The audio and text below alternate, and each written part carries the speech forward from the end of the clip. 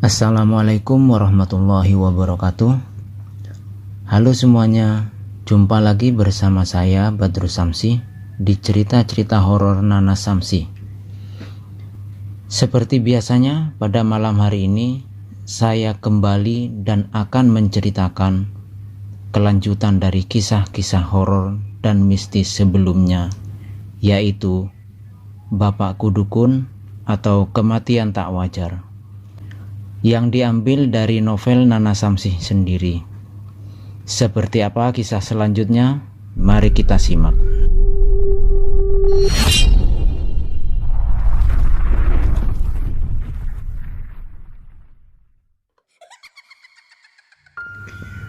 Adzan subuh berkumandang.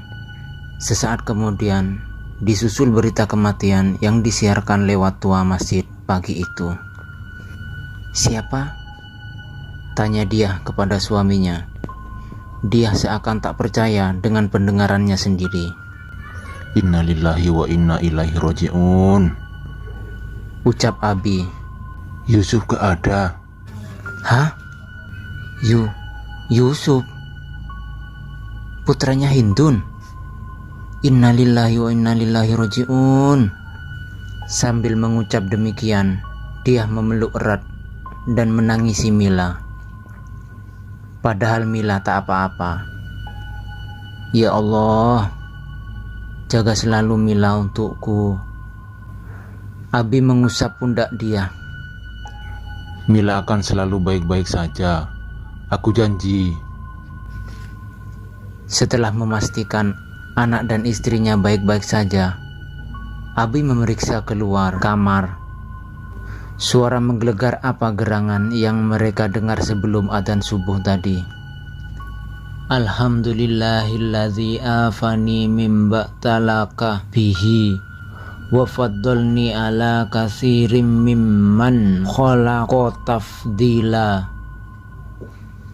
Artinya, segala puji bagi Allah yang telah menyelamatkanku dari bahaya yang menimpaku dan telah banyak memberikan karunia-Nya kepadaku, melebihi karunia yang diberikan kepada makhluk-makhluk lain. Ada apa, Mas? Dia yang tak sabar melihat suaminya terdiam mematung di depan pintu kamar. Dia pun mendekati Abi. Ya Allah, hanya asma Allah yang keluar dari mulut dia ketika melihat ruangan tengah sudah berantakan. Plafon rumah mereka jatuh. Anehnya, hiasan, foto, bahkan lampu yang menempel di plafon tidak ikut terjatuh. Masih utuh, nangkring di atas. Rumah mereka sudah seperti habis terkena gempa bumi, porak-poranda. Syukurlah Allah masih melindungi Abi sekeluarga. Mungkin itu adalah santet yang meleset. Entahlah. Dia dan Abi sendiri tak tahu menahu. Usai melaksanakan sholat subuh, Abi menyingkirkan puing-puing plafon yang berbahan gipsum itu ke belakang. Dia mau membantu sambil menggendong putrinya, namun Abi melarangnya. Abi menyuruh dia untuk beristirahat. Memang dasarnya dia adalah wanita yang tak bisa tinggal diam. Ia tetap membantu Abi menyingkirkan puing-puing plafon tersebut. Bau anyir ini dari mana ya, Mas? Entahlah. Sudah, sebaiknya kamu duduk saja. Semalaman kamu tidak tidur kan? Kata Abi lagi. Dia pun menurut. Tetapi sebelumnya dia membuatkan suaminya kopi terlebih dahulu dengan menggendong Mila. Untuk sarapan Abi lebih memilih membeli nasi jagung bungkus dengan lauk sambal terasi dan ikan asin. Tiba-tiba dia mendengar Abi berteriak cukup keras. Astaghfirullahaladzim. Ada apa, Mas? Sahut dia dari dapur. Gak ada apa-apa, jawabnya. Dia tahu pasti ada yang tidak beres. Abi sedang berusaha menyembunyikan sesuatu darinya. Dia lantas ke ruang tengah melihat apa yang terjadi. "Ya Allah!" teriak dia, membuat Abi spontan menoleh. Abi melepas napas berat, lalu mendekap dia agar tidak melihat sesuatu di balik puing-puing gipsum. "Aku tidak takut, Mas. Aku hanya habis pikir, kenapa Nuning sejahat ini kepada kita, sementara kita cuma diam saja. Dia sangat murka." Jangan menuduh orang sembarangan. "Aku nggak sembarangan, Mas. Pertama, mimpi. Lalu, tadi malam mereka datang dan ingin membawa Mila. Lalu, aku melihat Nuning berdiri di bawah pohon mangga depan rumah kita. Apa itu semua tak cukup untuk membuktikan kalau Nuninglah pelaku teror ini, Mas? Dia sangat murka. Kita harus minta bantuan orang pintar, Mas," tambah dia. Abi hanya terdiam melihat semua fakta yang ada. Ilmu klinik begini memang tak bisa dibuktikan. Percayalah padaku. Hanya itu saja yang keluar dari mulut Abi. Lantas ia menyingkirkan bangkai kucing tanpa kulit yang disayat-sayat dengan sangat jahat dan ususnya tergurai. Mungkin dari bangkai kucing itulah bau anyir itu berasal. Rumah masih berantakan, namun dia harus tetap ke rumah Hindun untuk ngelayat. Mas jagain Mila. Aku ngelayat dulu sebentar. Kita gantian saja," kata dia. Karena biasanya ibu-ibu tidak langsung pulang. Mereka biasanya membantu mengurus segala keperluan sampai jenazah dimakamkan. Sudah pagi bukan berarti Mila luput dari pengawasan orang tuanya. Jangan sampai lengah. Abi mencuci tangan lalu menemani putrinya tidur di kamar. Di rumah Hindun, bapak-bapak hanya beberapa saja yang sudah nongkrong di depan.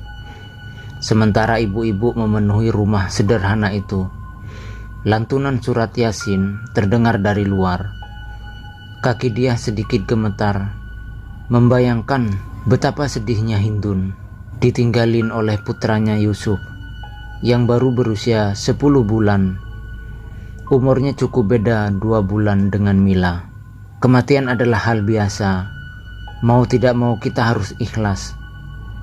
Tapi ini pasti sangat berat bagi Hindun. Bagaimana tidak, ia menunggu kehadiran Yusuf selama 7 tahun. Itu bukanlah waktu yang sebentar. Wanita mandul. Predikat itu sempat disandang sampai akhirnya kabar menggembirakan itu datang. Ia hamil. 9 bulan kemudian bayi mungil itu hadir. Namun sekarang ia harus pergi lagi. Dia menyerahkan buah tangan yang dibawanya, kemudian mencari Hindun di kamarnya. Ia tampak sangat terpukul. Dia duduk di sebelahnya bergantian dengan tetangga-tetangga lainnya yang saling memberi support. "Dun, sabar ya," ucap dia sambil mengusap punggung wanita malang tersebut. "Kemarin malam dia masih sehat, bahkan bisa melangkah 3 langkah. Kami tertawa lepas semalaman. Terlalu bahagia melihat anak melangkahkan kaki kecilnya.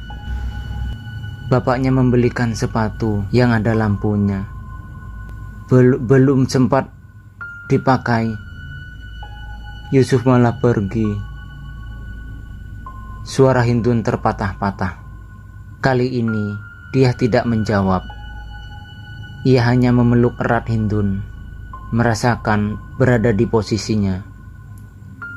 "Luka sesarku saja masih terasa nyeri, tapi anakku sudah pergi," celoteh Hindun di antara isak tangisnya. "Sabar, Dun, sabar." "Yang sabar ya, Dun," sahut seseorang membuat dia mendongkak. "Nuning, Apakah Yusuf sudah menjadi tumbal? Atau memang mati secara wajar? Batin dia bergejolak. Nuning duduk di sebelah kiri Hindun, sementara dia di sebelah kanan. Ia ikut mengusap punggung Hindun. Aku pulang dulu ya, Dun. Kamu yang sabar. Ini adalah ujian. Allah lebih menyayangi Yusuf. Percayalah. Ucap dia sebelum pulang. Beberapa saat kemudian, dia dan Nuning saling bersitatap. Sebelum pulang, dia menyempatkan melihat jenazah anak Hindun. Bayi tampan itu belum dimandikan, masih ditidurkan di ruang tamu. Dia mendekatinya dan melihat dengan seksama. Tak ada sesuatu yang menjanggal. Namun, rasa penasaran yang besar membuat jiwa detektif dia muncul seketika. Dia berpura-pura membenarkan posisi bayi. Oh alah lele, surga menunggumu nak, ucap dia sambil membolak-balikkan posisi Yusuf. Sampai akhirnya dia menemukan tanda itu, tanda hitam di balik daun telinga Yusuf. Dada dia berdegup kencang. Gemetar rasanya tangan dia berkelana memeriksa sebelah kiri daun telinga Yusuf. Ada. Tanda hitam itu tembus dari daun telinga kiri ke kanan. Sekali lagi dia mengusap kening Yusuf dengan pelan sebelum pulang. Ya Allah, tempatkan si Tole di tempat terindah. Kini giliran Abi yang pergi ke rumah Hindun untuk melayat. Mentari mulai tenggelam. Seperti biasa, sebelum maghrib, Abi menyebarkan garam mengelilingi rumah sambil membaca doa. Ba'da maghrib, Abi bersiap ke rumah Hindun untuk mengaji. Setelah beberapa lama, Abi sudah kembali. Loh, kok cepat? Tanya dia sambil menerima bungkusan dari suaminya. Apa ini? Nasi rawon. Makanlah. Ucap Abi singkat. Kemudian dia ke dapur untuk mengambil piring dan sendok. Wah, sedap banget. Belum sempat dia memakan nasi rawon tersebut, terdengar seseorang mengetuk pintu dari belakang. Tok tok tok tok. Seluruh badan dia tiba-tiba membeku. Masih sangat sore. Sudah ada yang mengganggunya. Siapa? Tanya dia. Aku, Dek. Loh, dia sangat bingung. Lawang suaminya ada di kamar bersama putrinya. Tanpa banyak bicara, dia langsung berlari ke kamar. Bahkan dia belum sempat membuka pintu belakang untuk Abi. Brak! Dia membuka pintu kamar dengan kasar. Mila!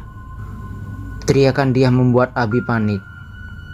Abi menggedor-gedor pintu, namun sama sekali tak dihiraukan oleh dia. Dik, buka pintunya, Dik. Ada apa dengan Mila? Makasih ya teman-teman yang setia mendengarkan cerita saya. Oh ya teman-teman, saya akan bagi-bagikan 3 buku Bapakku Dukun atau Kematian Tak Wajar. Khusus 1000 subscribe, nanti akan saya pilih 3 orang yang akan mendapatkan novel Bapakku Dukun atau Kematian Tak Wajar ini. Khusus yang rajin komen ya. Jadi jangan lupa tinggalkan jejak kalian ya. Serta bantu dukung channel ini dengan share sebanyak-banyaknya. Dan saya ucapkan banyak-banyak terima kasih. Wassalamualaikum warahmatullahi wabarakatuh.